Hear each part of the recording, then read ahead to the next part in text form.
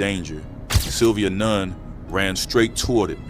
Growing up in the heart of Compton's gang wars, she was raised to fight, to survive, and when necessary, to kill. But when the Crips gunned down her brother, something in her snapped. She didn't just seek revenge, she embodied. How she got the baby throwing up the bees? She in that. She not new to this, she true to this. Ruthless, fearless, and always ready for war, she earned the name Rambo. But how did she go from a grieving sister to the Crips' worst nightmare? This is the story of Sylvia Nunn, the deadliest female Piru. In the late 1950s, Sylvia's family packed up and moved to the east side of Compton, looking for a fresh start in a single-family home. The neighborhood, however, was under the grip of the lled Piru, a blood gang. Sylvia came into the world in 1962, born into a Like, do he mean Ludus? He said Luedis. I think he mean Ludus. I don't know. Off black family. She grew up with two brothers, including her older brother Marcus, better known as China Dog, who would go on to become one of the founding members of the lled Piru gang. Their father, Willie Nunn, wasn't just any man. Seemed like he just pronounced it wrong the first time, I guess. Or was the other? I don't know. And he was a professional boxer, tough and disciplined. He made sure Sylvia knew how to defend herself, teaching her both how to fight and how to handle a gun. Those lessons would prove invaluable when she found herself in dangerous situations, especially as gang tensions escalated around her. Despite the tough environment, her parents worked hard to provide for their family, making sure their children had everything they needed. Sylvia, in particular, never went without. Every year, she got a brand new car, a reflection of the family's financial stability. But in 1973, everything changed. Willie Nunn was arrested for drug possession and sent to prison. And just like that, the backbone of the household was gone. Without him, the Nunn children were left to navigate a world that was getting darker by the day. Compton wasn't the same place it used to be. Gangs were growing fast, and both Crip and Piru sets were carving out their territory. Sylvia grew up in the middle of it all, watching and learning. She had two major influences, one teaching her, the other showing her that fighting wasn't just expected, it was normal. Picking up a gun wasn't a last resort, it was just part of life. And being in a gang, that wasn't a choice, it was survival. Her mother didn't raise her to be a lady. There were no dolls, no dress up, no makeup lessons. Instead, she learned how to fight before she even knew how to fix her hair. Everything she knew came from the men around her, men in gangs, men who lived by a code of violence and respect. And when that's all you know, what else are you supposed to become? Sylvia didn't choose this life, she was born into it. When Sylvia was just 16, a sudden burst of gunfire shattered the afternoon calm outside her house. She didn't hesitate, she ran straight toward the sound. Just a short distance away, in a nearby park, a crowd had already gathered. Lying on the ground bleeding was her older brother, China Dog, and he had just been shot down by a car full of Compton Crips. The Crips outnumbered the Pirus 3-1, and this time they had the upper hand. Sylvia shoved her way through the crowd, her pulse hammering in her ears. Seeing her brother like this, hurt, helpless, sent a surge of rage through her. The heartbreak was there, sure, but the anger burned hotter. This wasn't just his fight anymore, it was hers too. And in that moment, she made up her mind. She wasn't backing down. His war was now her war. She had to find the Crips who did this, an eye for an eye. That was the only justice that made sense in her world. Sylvia Nunn believed that the main thing was to kill, to take control of life and death with her own hands. But despite how bad it looked, China Dog survived. He was rushed to a nearby hospital where he was now recovering. And Sylvia, At just 16 years old, she had made her choice. She was now a member of Dang, so even though he survived, she still went thugged out on him at 16? the Ludus Park Pyrus. I guess the real definition of my brother's keeper. Now, if you're talking about the most notorious Piru sets in Compton, the Ludus Park Piru, also known as the Ludus Park Bompton Piru, has to be in the conversation. But before they were Pyrus, they were actually called the Ludus Park Hustlers back in the 1970s. Over time, they transitioned into becoming a full-fledged Piru gang, staking their claim on the east side of Compton. Their name comes straight from Ludus Park, their old stomping ground. That's where members would gather, playing ball, getting high, and let's be real, planning their next moves. This wasn't just a hangout spot, it was their headquarters, the place where everything started. And from there, their reputation only grew. Now their turf stretches from Bullis Road to Atlantic Avenue between Compton Boulevard and Rosecrans Avenue. They're boxed in by some other well-known sets.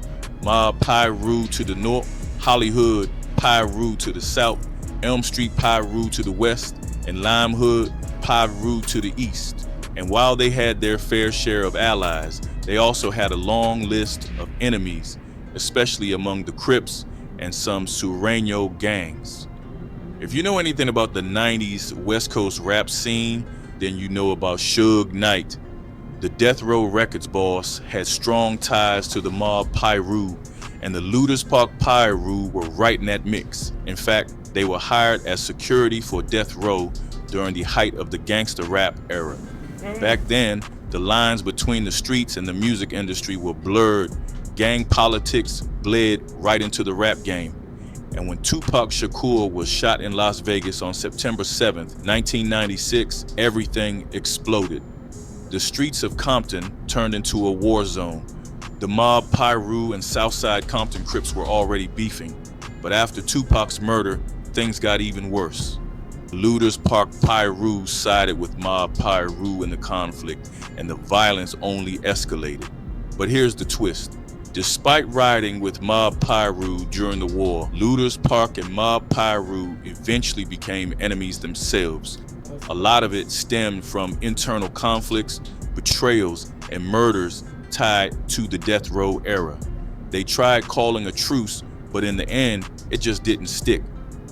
When it comes to alliances, Ludus Park Piru has linked up with sets like Elm Street Piru, Lime Hood Piru, Hollywood Piru, and Cross Atlantic Piru. With the Kelly Park Compton Crips, Santana Block Compton Crips, Dusty Hood Compton Crips, Neighborhood Compton Crips, and even some blood sets like Fruittown Piru. And then there's their long-standing beef with the Sureños, including gangs like Compton Vario 70s, Compton Vario Chicano Gang, and Compton Vario Largo 36. Sylvia was the youngest in the Lueda's Park crew and the only girl carrying a gun. More than anything, she wanted to prove she was just as tough as her older brother, Marcus. She wasn't about to be treated like some tagalong. She wanted respect. So when Marcus's friends asked her to help rob a gas station, she didn't hesitate. They walked there together, and along the way, they were hyping her, even carrying her on their shoulders like she was some kind of champion. When they got there, they smashed the window with the handles of their guns and then shoved Sylvia through the broken glass. Inside, with a gun pointed straight at her face, she locked eyes with the cashier. They made it clear this was a robbery and there was no room for mistakes. Sylvia grabbed every last dollar from the register and handed it over to the Bloods, but she wasn't about to walk away empty-handed. She made sure she got her cut. Marcus's boys looked at her funny, almost like they thought it was a joke. They told her they'd buy her a popsicle or something. Was he there? Who told him this story? Was he one of the guys in the game? But Sylvia wasn't laughing. She let them know real quick. This wasn't a game to her. If she was doing the job, she was getting paid. Exactly. No ma'am. If I go to rob a store and then y'all push me through the window and I'm the one that put the gun in the lady face and took the money, y'all talking about y'all bought me a popsicle. Boy, boo. So they tossed her some loose change. It wasn't much, but Sylvia didn't care. She wasn't just some girl tagging along. She was one of them, and she was going to make sure they knew it. Unlike most of the Loose change. Oh, girls in the pact, Sylvia didn't just follow orders or wait for someone to tell her what to do. That wasn't her style. She wanted to stand on her own, just like Marcus. And with both of them deep in the bloods, their house became more than just a home. It turned into the gang's headquarters, and that put a target on it. The Crips knew what was up, and they weren't about to let it slide. They started lighting up the Nun house with gunfire, aiming to take out China Dog. But it wasn't just the Crips after him. The police wanted him too. They'd come knocking, looking to drag him in, and every time they did, they clashed with his mother. The cops didn't just come for him. They made sure to threaten her too. Sylvia couldn't take it. Watching them harass her mother over and over lit a fire in her. She stepped up furious, telling them to back off, to leave her mother alone. One of the cops just looked at her, almost amused, then threw a line at her. "Who do you think you are, Rambo?" And from that moment on, Rambo was born. China Dog eventually got locked up, spending years in the youth authority. But out in the streets, Sylvia was only sinking deeper into that life. Then came the 1980s, and with it, the crack cocaine epidemic. It tore through South Central Los Angeles, Compton, Watts, Inglewood, everywhere. Gang members weren't just selling it, they were using it too. Sylvia was no different. She already had a name for being violent, always strapped. But now, high on crack, she was out on drive-by shootings, feeling nothing. No guilt, no pain, no remorse. Wait.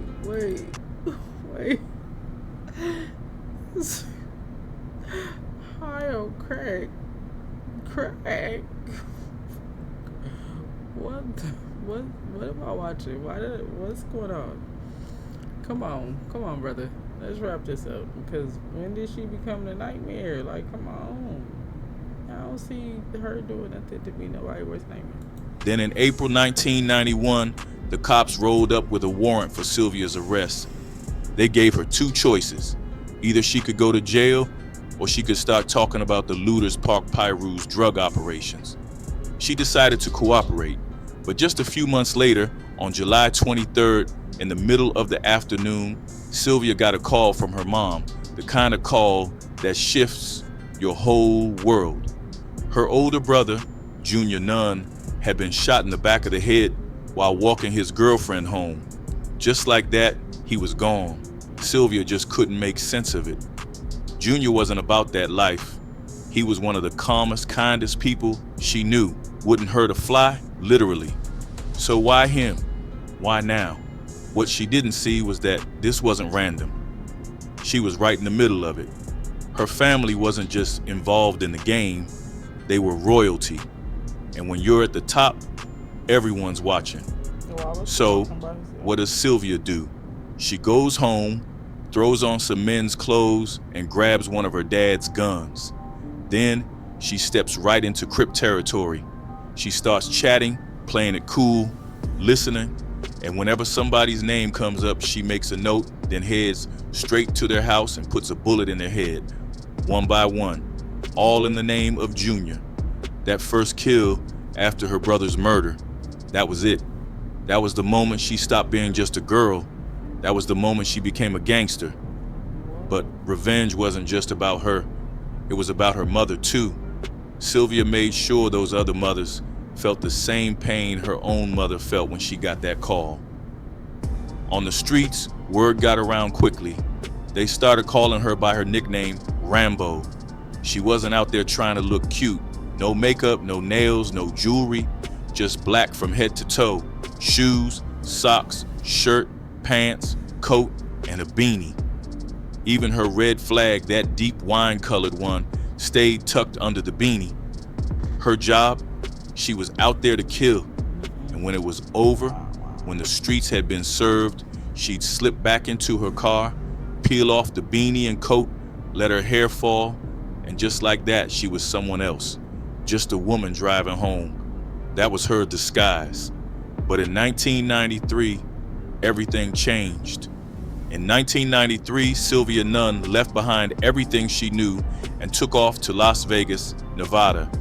Then, 2 years later, she married John Hardman, a former sheriff from Kansas City, Missouri, and changed her name to Sylvia Hardman, trying to start fresh. It was a complete shift. She walked away from gang life and focused on building a future. She became deeply involved with the Second Missionary Baptist Church in Pahrump, Nevada, trading her old ways for faith. As she put it, I put down Piru and picked up Jesus. But before that transformation, Sylvia had built a reputation, one that made her the central figure in a 2008 episode of Gangland called From Girl to Gangster. The episode focused on female gang members, the Criplets and Bloodlets, but the real spotlight was on Sylvia, better known on the streets as the Criplets and the Bloodlets. Bloodlets. What? Y'all can come up. That sounds horrible. As Rambo and her ties to the Looters Park Pyrus. Sylvia described women in gangs as some of the most dangerous players. Why? Because cops were less likely to search them. That gave them an advantage. They could carry weapons, substances, even commit crimes for their male counterparts, all while flying under the radar. These girls weren't just bystanders. They learned early how to survive. They knew how to fight, how to use a knife, how to shoot a gun, and how to steal. Many got caught up in substances, and some were even exploited by the men in their own gangs. But sometimes they flipped the script, using their relationships with rival gang members to gather intel. And Sylvia, she was feared. She had no hesitation, no fear. That's what made her one of the most dangerous women in her gang. But in the end, her story took a different turn. On April 20th, 2010, Sylvia Hardman passed away. She was laid to rest at Woodlawn Cemetery in Las Vegas. Her legacy, however, didn't end there.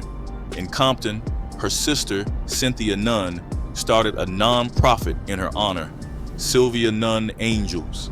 The organization is dedicated to giving back to the community, helping kids and families find a better path, one that doesn't lead to the streets. Sylvia Nunn's life was full of twists and turns, from gangster to believer, from feared to remembered. And through her story, her impact still lives on. What are your thoughts on this story? Appreciate you watching. If you... I don't know, sir, but you put me to sleep. Rest in peace to Sylvia, her brother, everybody, you know, that, I don't know. It was kind of slow, but it was like, she was really a gangster though, but she changed her life. You see that a lot of people that are gangsters and go through a lot of trials and tribulations, those are usually the ones that, you know, go to God and try to change their life. And good thing she changed her life before it was too late, so shout out to her.